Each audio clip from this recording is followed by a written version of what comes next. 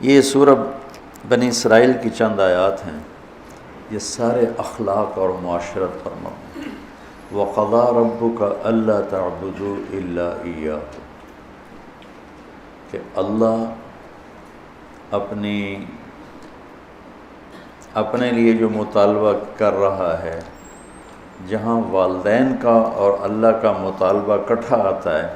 تو اللہ اپنا مطالبہ مختصر کر دیتا ہے، مختصر ایک جملہ۔ اب یہاں بھی اللہ والدین کی عظمت بتانا چاہتا ہے، تو اپنا مطالبہ وَقَضَىٰ رَبُّكَ أَلَّا تَعْبُدُوا إِلَّا إِيَّاهُ، کہ اللہ نے یہ فیصلہ کیا ہے کہ تم صرف اللہ کی بندگی کرو۔ وَإِذَا سَأَلْتَ فَاسْأَلِ اللَّهَ، جب مانگنا ہو اللہ سے مانگ۔ وَإِذَا اسْتَعَنْتَ، جب مدد کے لیے پکارنا ہو تو فَاسْتَعِنْ بِاللَّهِ، تو اللہ کو پکارو۔ اور باقی جو فرائض اللہ نے بتائے ہیں، عبادات، وہ اللہ نے فرمایا کہ إِلَّا إِيَّاهُ، تو میرا رب کہتا ہے بندگی صرف اللہ کی ہے۔ اس کے بعد اللہ نے والدین کے حق کو کیا خوبصورت بیان کیا ہے، سب سے زیادہ یہاں خوبصورت کر کے بیان کیا۔ وَبِالْوَالِدَيْنِ إِحْسَانًا، احسان کی بات پہلے ہو چکی ہے کہ والدین کی خدمت کا وہ مقام جس سے آگے کوئی مقام نہ ہو، وہاں تک۔ اس لیے ایک حدیث میں آتا ہے کہ اولاد ماں باپ کی خدمت کا حق ادا ہی نہیں کر سکتے۔ ایک آدمی نے عبداللہ بن عمر سے پوچھا کہ میں نے اپنی ماں کو وہ کندھے پہ بٹھا کے سارا حج کرایا پیدل، تو میں نے اپنی ماں کا حق ادا کر دیا؟ تو انہوں نے فرمایا وَلَا زَفْرَةً وَاحِدَةً، کہ تیری ماں نے تجھے پالتے ہوئے جو تھک تھک کے لمبے سانس، اس کو زفرہ کہتے ہیں، آواز کے ساتھ سانس لینا، کہ ابھی ایک سانس کا حق بھی ادا نہیں ہوا۔ اس کا مطلب یہ نہیں کہ ایک اور حج کروائے گا تو ایک سانس کا حق ادا ہو جائے گا، یہ کہنے کا مطلب تھا کہ یہ حق ادا ہو نہیں سکتا۔ ایک شخص نے اپنی ماں کو ایران کا صوبہ خراسان، کچھ افغانستان میں کچھ ایران میں، یہاں سے کندھے پر پیدل گیا، ماں کو کندھے پہ بٹھا کر پیدل مکے پہنچا، حج کروا کے عبید اللہ بن عمیر رحمۃ اللہ علیہ سے پوچھنے لگا کہ میں نے ماں کو خراسان سے اٹھایا اور آ کر یہاں میں نے ان کو طواف کروایا، حج کروایا، تو کیا میں نے ماں کا حق ادا کر دیا؟ تو انہوں نے فرمایا وَلَا طَلْقَةً وَاحِدَةً۔ طلقہ کسے کہتے ہیں؟ لہر کو، جو درد کی لہر آتی ہے بچہ پیدا ہوتے ہوئے عورت کے اندر، جو درد، ان لہروں سے بچہ حرکت کرتا ہے، باہر آتا ہے۔ وہ درد اتنا شدید ہوتا ہے کہ عورتوں کی چیخیں نکلتی ہیں، اور وہ بعض کا 2-2 گھنٹے وہ دردیں چلتی ہیں، کئیوں کو پورا دن چلتی ہیں، کئیوں کو 2-2 دن چلتی ہیں، مختلف ہیں حالات کے لحاظ سے۔ تو وہ جو ایک درد آ کے تھوڑا وقفہ آتا ہے، اس درد کو طلقہ عربی میں کہتے ہیں۔ تو وہ انہوں نے فرمایا کہ ابھی اس ایک درد کی لہر کا حق بھی ادا نہیں ہوا۔ تو کیا مطلب ہے کہ دوسرا پیدل کراتا تو ایک لہر کا ہو جاتا؟ یہ ناممکن کے ساتھ جوڑ کر، جس کو تعلیق بالمحال کہتے ہیں، کہ یہ والدین کا حق ادا ہو نہیں سکتا۔ ایک حدیث مجھے یاد آ رہی کہ آپ نے فرمایا کہ والد کے حق ادا کرنے کی ایک ہی شکل ہے کہ اسے غلام دیکھے تو خرید کے آزاد کر دے۔ اس میں بھی یہ اشارہ ہے کہ یہ حق ادا ہو ہی نہیں سکتا، چونکہ جو بھی اپنے باپ کو خریدے گا وہ خود بخود آزاد ہو جائے گا۔ تو وہ شرط لگائی جو ہو ہی نہیں سکتی، تو جب شرط نہیں ہو سکتی تو مشروط بھی نہیں ہو سکتا، نہ 9 من تیل جلے گا، نہ رادھا ناچے گی۔ تو یہ جب شرط نہیں ہے تو مشروط نہیں، جب وہ اپنے باپ کو آزاد کر ہی نہیں سکتا، خریدے گا تو خود ہی آزاد ہو جائے گا، تو لہٰذا باپ کا ماں کا حق ادا ہو ہی نہیں سکتا۔ لہٰذا جتنا اپنے آپ کو کھپا سکتے ہو کھپا لو۔ اما یبلغن عندک الکبر احدہما او کلاہما، اور خاص طور پر بڑھاپے کی عمر میں زیادہ محتاجی ہوتی اور زیادہ ماں باپ کو ضرورت ہوتی ہے، تو اللہ نے خاص طور پر اس عمر کا ذکر کر کے فرمایا کہ اما یبلغن عندک الکبر احدہما او کلاہما، جب یہ بڑھاپے میں آ جائیں، دونوں تیرے زندہ ہوں بڑی برکت ہے، ایک زندہ ہوں تو بھی بڑی برکت ہے، تو فلا تقل لہما اف ولا تنہرہما وقل لہما قولا کریما۔ کیا خوبصورت نصیحت کہ اپنے ماں باپ کیا ہو گیا بعض اوقات چڑھ کے بچہ کہتا یہ بھی اللہ تعالیٰ کہتا نہیں کرنی۔ آج کل کے ماں باپ بھی اولاد کے ہاتھوں ذلیل ہو رہے ہیں، دکھی ہو رہے ہیں، خاص طور پر زیادہ پڑھا لکھا طبقہ اور زیادہ ان پڑھ طبقہ دیہاتی، جو درمیان میں ان میں بھی ہے لیکن کم ہے، جو زیادہ دنیاوی تعلیم پڑھ گئے ہیں ان کو بھی نہیں پتہ باپ کون ہوتا ہے، ماں کیا ہوتی ہے، اور جو بالکل جاہل ہیں ان کو بھی نہیں پتہ ہوتا، تو ان دونوں جگہ میں تو بہت زیادہ ماں باپ دکھی ہیں۔ اور بیچ میں کچھ ہے، شکر ہے اللہ کا جو نعمت ہے اس کا، ابھی بھی بہت اولادیں ہیں جو ماں باپ کے فرما بردار ہیں۔ اکثریت اس وقت ایسی ہو چکی ہے کہ ادنا صدیقہ و اقصی اباہ، باپ کو دھکا دیں گے دوست کو قریب کریں گے۔ تو اللہ تعالیٰ فرما رہا ہے کہ جب یہ بڑھاپے کا شکار ہوں تو ان کے آگے اف یہ اتنا بھی نہیں کرنا، اور نہ ہی کبھی ان کے ساتھ کوئی سخت بول بولنا ہے بدتمیزی کا، ولا تنہروا وقل لہما قولا کریما، تکلفاً محبت کا بول، نرمی کا بول، آسان لہجے میں ان کے ساتھ بات کرو، کہ کہیں بعض اوقات لہجہ بھی وہ علقمہ کی والدہ کو کیا گلا تھا بیٹے سے کہ میرا بیٹا نافرمان نہیں ہے، یہ اللہ کا بھی فرما بردار ہے اور میرا بھی کوئی ایسا گستاخ نہیں ہے، بس جب بات کرتا ہے تو اتنے سخت لہجے میں کرتا ہے کہ میرا کلیجہ کٹ گیا ہے، اس لیے میں اس سے ناراض ہوں۔ لہجے کی کاٹ آدمی کو مار دیتی ہے۔ وَاخْفِضْ لَهُمَا جَنَاحَ الذُّلِّ مِنَ الرَّحْمَةِ وَقُلْ رَبِّ ارْحَمْهُمَا كَمَا رَبَّيَانِي صَغِيرًا۔ ذل کمزوری، پستی، جناح پر، یہ عربی محاورہ ہے جناح ذل، اور میں پہلے بھی شاید کبھی آپ لوگوں نے مجھ سے سنا ہو، اس آیت کو میں کسی تفسیر سے نہیں سمجھا ہوں، اپنے ماں باپ کے آگے ذلت کے پر بچھا دے، ذلت کے یعنی اپنے کمزور پر بچھا دے۔ ہمارے گاؤں کے قریب دریائے راوی بہتا تھا، اب تو بیچارہ کب کا مٹا گیا، تو دریاؤں کا کنارہ جنگل گھنا، سورج نظر نہیں آتا تھا، اتنا درخت ایسے ملے ہوتے تھے، تو ہم بالکل اوائل عمر میں ہم وہاں شکار کھیلنے جاتے تھے سارے کزن مل کر، تو وہ ہم 7-8 ہم کزن ہو جاتے اور باقی نوکر ہوتے، اور وہاں جنگل میں ایک گاؤں تھا بوپڑیاں، وہاں ایک چاچا سردارہ رہتا تھا، ہمارے تایا جان کا دوست تھا،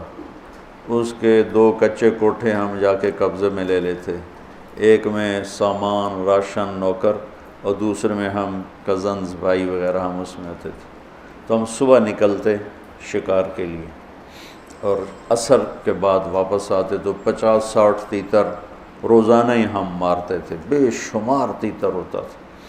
پھر اس کو کسی کو بھون کر کسی کو پکا کر وہ ایک شغل ہو جاتا تھا، تیتر پکدے پہنتے، تیتر بھوندے پہنتے۔ وہ جو چاچا سر جنگل میں چلتے چلتے فجوہ کھلی جگہ آ جاتی تھی، اچھا بالکل پلین، کچھ بھی نہیں وہاں، اور دائیں بائیں اسی طرح گھنا جنگل، تو وہ جگہ ہوتی تھی شکار کی۔ چاچا سردارہ جو تھا مرحوم، وہ تیتری کی آواز نکال لیتا تھا، تو مادہ تے مذکر تھا، مردہ ہی مردہ مادہ تے نر نے تو جانا ہی جانا، تو وہ چاچا وہ جھاڑیاں لے کر نا، جھاڑیوں کے وہ ٹہنیاں کاٹ کے کافی ساری، تو وہ میدان میں تھوڑا سا پیچھے ہو کے بیٹھ کے نا، جھاڑیوں کے پیچھے بیٹھ کے تیتر کی آواز نکالتے، تو اس آواز پر نا ایسے تیتر مست ہو کے نکلتے تھے،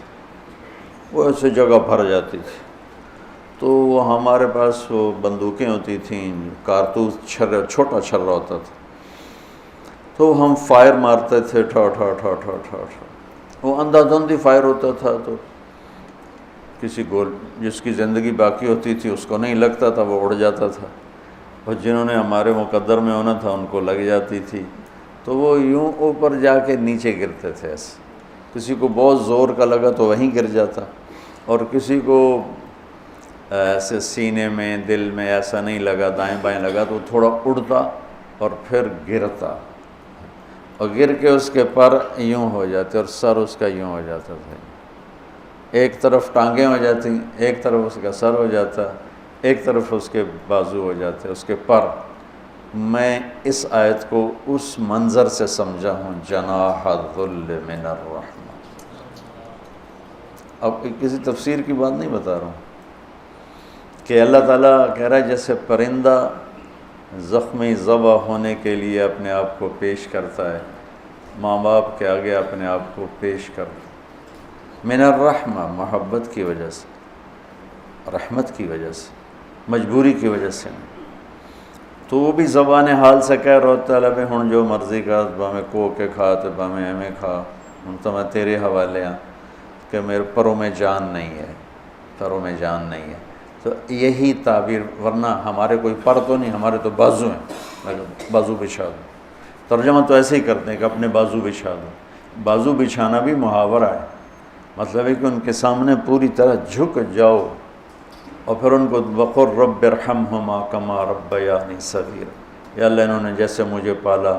بچپن میں تو ان پر رحم فرما۔ ابو ہریرہ رضی اللہ عنہ روزانہ صبح جب گھر سے نکلتے تو اپنی ماں کو کہتے السلام علیک یا اماں رحمک اللہ کما ربیتنی صغیرا، اور آگے وہ کہ ورحمک اللہ یا بنی کما بررتنی کبیرا، وہ آگے یہ کہتی ورحمک اللہ یا بنی کما بررتنی کبیرا، یہ ماں بیٹے کا تعلق۔ اللہ کے نبی نے اس خواہش کا اظہار فرمایا کہ اگر میری ماں زندہ ہوتی اور میں عشاء کی نماز کے مصلی پہ کھڑا سورہ فاتحہ پڑھ رہا ہوتا اور ادھر سے آواز آتی محمد، تو میں اپنی ماں کے لیے نماز توڑ دیتا۔ تو والدین کا حق اللہ تعالیٰ نے یہاں بڑا خوبصورت کر کے بیان کیا ہے۔ پھر وآت ذی القربى حقہ والمسکین وابن السبیل ولا تبذر تبذیرا ان المبذرین کانوا اخوان الشیاطین وکان الشیطان لربہ کفورا۔ سخاوت کا باب آ گیا پھر کہ مسکین کو، ضرورت مند کو، حاجت مند کو خرچ کرو، خرچ کرنا اللہ سے مانگو کہ اللہ تعالیٰ تمہیں خرچ کرنے کا حوصلہ دے، لوگوں کی خدمت۔ ایک شخص نے آ کر کہا یا رسول اللہ ارید ان اکون خیر الناس، میں چاہتا ہوں سب سے بہترین انسان بن جاؤں، تو آپ نے فرمایا کن نافعا للناس تکن خیر الناس، لوگوں کو نفع پہنچایا کر، لوگوں کی خدمت کیا کر، تو سب سے بہترین انسان بن جائے گا، سب سے اعلیٰ درجے کا انسان بن جائے، کہ ہر مسلمان کے ذمہ صدقہ ہے۔ یا رسول اللہ نہ ہو کا مزدوری کر کے کما کے پھر کرے، یا رسول اللہ نہ ہو کسی کی بدنی خدمت کرے، یا رسول اللہ نہ ہو کوئی بھلائی کا بول دے، یا رسول اللہ یہ بھی نہ کر سکے تو پھر کسی کو تکلیف نہ پہنچائے، یہ بھی صدقہ ہے۔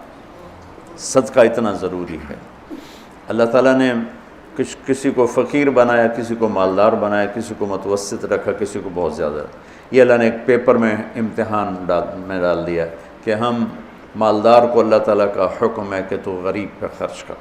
امام زین العابدین کا جب انتقال ہوا تو ان کے انتقال کے بعد پتہ چلا کہ 100 گھروں کی کفالت اٹھائی ہوئی تھی، 100 گھروں کی۔ جب ان کو غسل دے رہے تھے تو ان کی کمر پہ مزدوروں کی بوریاں اٹھانے کے نشان تھے، تو یہ عقدہ حل نہ ہوا کہ یہ تو شہزادے تھے دین و دنیا کے، تو ان کی کمر پر بوری اٹھانے کے نشان کیوں ہیں؟ تو پھر آہستہ آہستہ پتہ چلا کہ 100 گھروں میں روزانہ رات کو چپکے سے اٹھتے اور راشن کی بوریاں خود اٹھاتے، حالانکہ اتنے ان کے غلام تھے، راشن کی بوریاں خود اٹھاتے اور جا کے ان کے گھروں میں پھینک کے آ جاتے۔ کسی کو ان کی موت تک پتہ نہیں چلا کہ ہمیں راشن دینے والا ہے کون۔ تو میرے اللہ کو یہ صفت پسند ہے، آت ذی القربى حقہ والمسکین وابن السبیل ولا تبذر تبذیرا۔ ہاں، بے جا خرچ نہ کرو، فضول خرچ نہ کرو، کہ اللہ تعالیٰ کا یہ مال میرے پاس نعمت ہے اور یہ میرے پاس امانت ہے، مجھے اس کا حساب دینا ہے۔ اور حساب دینے کے لیے صرف یہ نہیں کہ رزق کے حلال کمانا ہے، حلال کما کے پھر خرچ کیسے کرنا ہے اس کا بھی حساب ہوگا۔ تو اس وقت اتنا مالدار لوگ خرچ کر رہے ہیں، لیکن اتنا فضول جگہ، اتنی غلط جگہ، فضولیات پر، نافرمانی پر۔ نافرمانی میں جو خرچ ہوتا ہے وہ اللہ کو ناپسند ہے۔ اطاعت اور فرمانبرداری کا خرچ اللہ کے ہاں پسندیدہ ہے، اس کی واپسی بھی ہے۔ تو اللہ تعالیٰ فرماتے ہیں خرچ کرو، لیکن نافرمانی میں خرچ نہ کرو۔ وَإِمَّا تُعْرِضَنَّ عَنْهُمُ ابْتِغَاءَ رَحْمَةٍ مِّن رَّبِّكَ تَرْجُوهَا فَقُل لَّهُمْ قَوْلًا مَّيْسُورًا۔ اب آپ کے پاس تو کبھی ہوتا ہی نہیں تھا، لوگ آپ سے آ کے مانگتے تھے، تو اللہ تعالیٰ کتنی رعایت کر رہا ہے مانگنے والوں کی، فقیروں کی۔ اللہ فرما رہا ہے کہ میرے نبی جب آپ کے پاس نہ ہونا اور آپ نے انکار کرنا ہو تو سختی سے انکار نہیں کرنا، پیار سے انکار کرنا۔ ہوئے ہوئے ہوئے، تو اللہ تعالیٰ فرما رہا ہے اگر تیرے پاس نہیں ہے تو بدتمیز نہ ہونا۔ سبحان اللہ، میٹھا بول بول کے معافی مانگنا، میٹھا بول بول کے ماذا یہ چلے جاؤ، روز آ جاتے ہو، منہ اٹھا کے آ جاتے ہو، میں کہاں تک تمہیں دوں، یہ اللہ کو ناپسند۔ اما السائل فلا تنہر۔ اور پھر آگے اللہ تعالیٰ نے طریقہ بتایا، وَلَا تَجْعَلْ يَدَكَ مَغْلُولَةً إِلَىٰ عُنُقِكَ وَلَا تَبْسُطْهَا كُلَّ الْبَسْطِ فَتَقْعُدَ مَلُومًا مَحْسُورًا۔ میرے نبی آپ خرچ کریں لیکن کچھ اپنے لیے بچا کے رکھیں۔ یہ کیا خوبصورت دین ہے، کیا خوبصورت طریقہ ہے زندگی ہے۔